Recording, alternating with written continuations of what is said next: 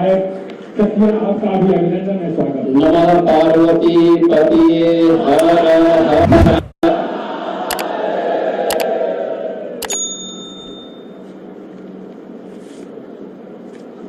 अघोराचार्य बाबा कीनाराम जी महाराज की, भारत माता की, भारत माता की।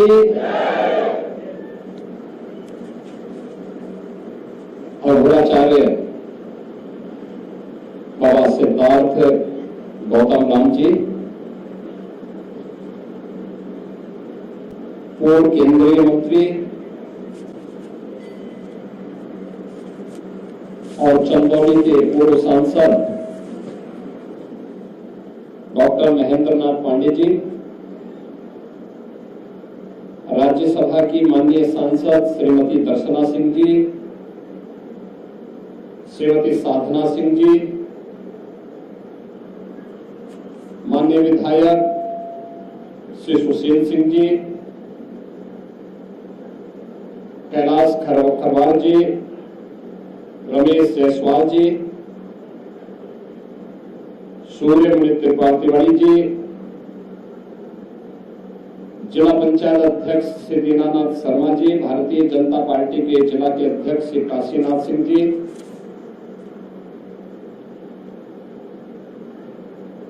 बाबा कीनाराम जी की इस अघोर पीठ से जुड़े हुए सभी भक्तगण, श्रद्धालुजन और उपस्थित बहनों और भाइयों, आज ये मेरा सौभाग्य है कि मुझे पूज्य बाबा अघोराचार्य बाबा कीनाराम जी के 425वें पावन अवतरण समारोह के अवसर पर उनके इस पावन धरती पर, जिस धरती को यह सौभाग्य प्राप्त हुआ है कि आज से 425 वर्ष पहले उन्होंने इसी गांव के इसी स्थान पर अपना दिव्य अवतरण के माध्यम से तत्कालीन समाज की कुरीतियों को दूर करने के लिए एक दिव्य साधना को आगे बढ़ाने का कार्य किया था। ऐसे पूज्य अघोराचार्य बाबा कीनाराम जी की इस पावन जयंती कार्यक्रम पर मुझे आप सबके बीच आने का सौभाग्य प्राप्त हुआ है। मैं इस अवसर पर पूज्य अघोराचार्य बाबा कीनाराम जी के श्री चरणों में कोटि कोटि नमन करते हुए आप सबका हृदय से अभिनंदन करता हूं, स्वागत करता हूं। मैं इसे बाबा की ही कृपा मानता हूं। मुझे कहां आज सोनभद्र में रहना था, मैं आ गया चंदौली में। यही होता है और मेरा मानना है कि बाबा की कृपा के बगैर संभव नहीं था। लगता है बाबा कुछ और उनको मंजूर था और मुझे यहां चंदौली में यहां आने का आज पुनः सौभाग्य प्राप्त हुआ है। ये सच है, जन्म से ही वे दिव्य विभूति थी। एक कुलीन परिवार में उनका जन्म हुआ। उनके पूज्य माता जी, उनके पूज्य पिताजी गांव के धार्मिक एक सभ्य परिवार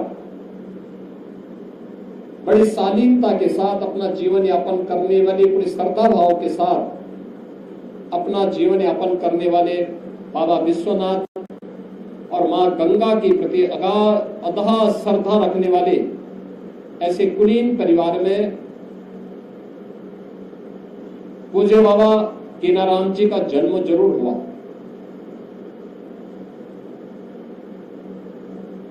एक साधना के माध्यम से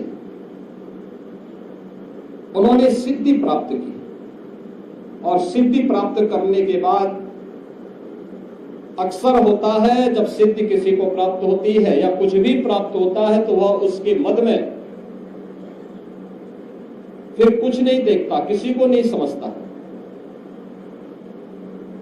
प्रभुता पाई काई मद नहीं, संत तुलसीदास जी ने भी कहा।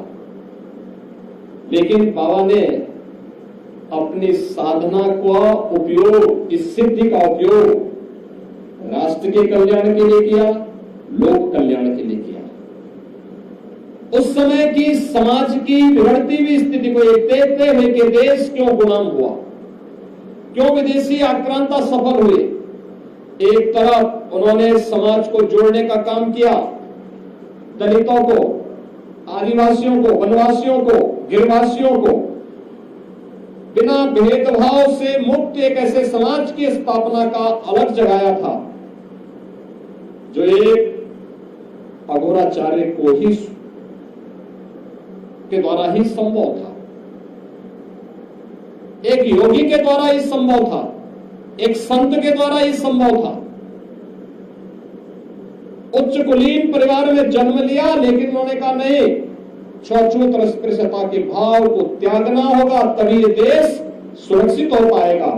और यहाँ के दलितों को, वनवासियों को, यहाँ के जनजातीय समुदाय को उन्होंने बड़ी संख्या में अपने शिष्य के रूप में स्वीकार करते हुए उनके जीवन को प्रशस्त करने के लिए अनेक कार्यक्रम चलाए। तो दूसरी तरफ मुगल आक्रांताओं को भी उन्होंने उस समय सबक सिखाने के लिए सांझा को भी डपट करके भगाने का काम किया था, जो उनके चमत्कार को देखने की प्रतीक्षा कर रहा था। उन्होंने विदेशी आक्रांता उस समय के जो शासक थे उनको फटकार लगाई थी। यानी चीजें दिखाती है, एक संत और एक योगी सत्ता का गुलाम नहीं होता है, बल्कि वह अपने कदमों पर उन्हें चलने के लिए मजबूर करता है। और यही कार्य आज से 425 वर्ष पहले इसी रामगढ़ गांव में जन्मे पूज्य बाबा अघोराचार्य कीनाराम जी महाराज ने अपनी दिव्य साधना के माध्यम से हम सबके सामने प्रस्तुत किया। उनके चमत्कार के अनेक किस्से हैं। उन्होंने भारत की सभी साधना विधियों को एक साथ जोड़ करके काशी में त्रिकुंड को भी जो पवित्रता प्रदान की, वह हम सबके सामने है। हम सब इस बात को जानते हैं, हर व्यक्ति उसका गवाह है। आज भी वह विभूति और दिव्यता वहां पर और इस पूरे स्थान पर, उनकी पवित्र साधना स्थली पर भी हम सबको देखने को मिलती है। बहनों और भाइयों, ये मेरा सौभाग्य है कि जब चंदौली में मेडिकल कॉलेज का निर्माण हो रहा था और उस समय यहाँ के हमारे माननीय सांसद, माननीय विधायक, माननीय सांसद और केंद्रीय मंत्री डॉक्टर महेंद्र नाथ पांडे जी ने, माननीय विधायक श्री सुशील सिंह जी ने, यहाँ के हमारे अन्य जनप्रतिनिधियों ने उस समय मेरे सामने प्रस्ताव रखा था कि बाबा के नाम पर कुछ हो जाए। तो मैंने कहा मेडिकल कॉलेज से अच्छा और क्या हो सकता है। और ये हमारा सौभाग्य है कि हमें अपने पूज्य संत के इसी चरणों में उस मेडिकल कॉलेज जो लोक कल्याण का, आरोग्यता का उत्तम माध्यम बनेगा, उसका नामकरण पूज्य बाबा के नाम पर करने का सौभाग्य प्राप्त हुआ। हम भी इस परंपरा के लिए अपनी ओर से करने की कहां हमारी सामर्थ्य है। ये तो जो कुछ भी है ये बाबा की ही कृपा है, उन्हीं की विभूति है। और उन्हीं की कृपा से जो मैंने आपको बताया ना कि आज मेरा कार्यक्रम कहीं और था, लेकिन मैं भटक करके आ गया चंदौली में, यहाँ पर रामगढ़ में।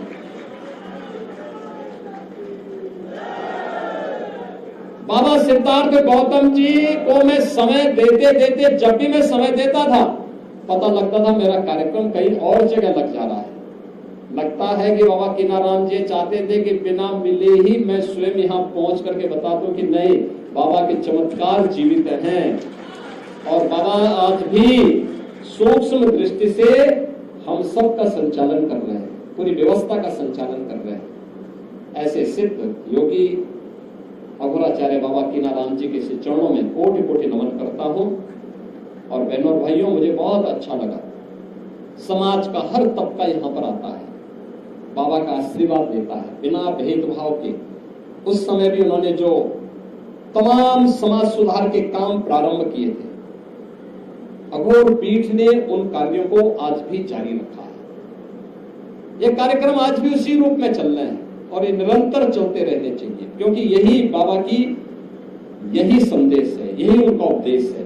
बिना भेदभाव के समाज को जोड़ना, विधवा विवाह को प्रोत्साहित करना, स्त्री शिक्षा को, महिला शिक्षा को प्रोत्साहित करना, कुष्ठ रोगियों की सेवा करना, दीन दुखियों के साथ खड़ा होना, लोग मंगल के कार्यों में बढ़ चढ़ करके भाग लेकर के हम सबका हर कार्य, सब कुछ समर्पण देश के नाम होना चाहिए।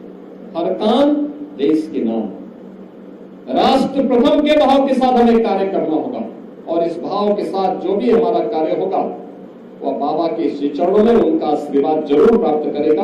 आज के इस अवसर पर मैं इस पीठ के वर्तमान जो पीठाधिपति हैं अघोराचार्य बाबा सिद्धार्थ गौतम राम जी को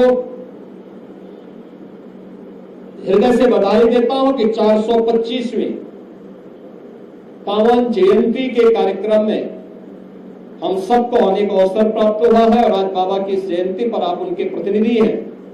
आपको मैं इस अवसर पर बधाई देता हूं। आप सबको भी मैं अपनी हृदय से बधाई और शुभकामनाएं देता हूं और विश्वास करता हूं कि बाबा की कृपा इस पूरे क्षेत्र पर, हमारे पूरे काशी क्षेत्र पर इसी प्रकार से बना रहे। इस विश्वास के साथ मैं आप सबको बाबा केनाराम जी की 425वीं पावन जयंती पर हृदय से आपका अभिनंदन करता हूं। बाबा के श्री चरणों में नमन करते हुए अपनी वाणी को उपनाम देता हूं।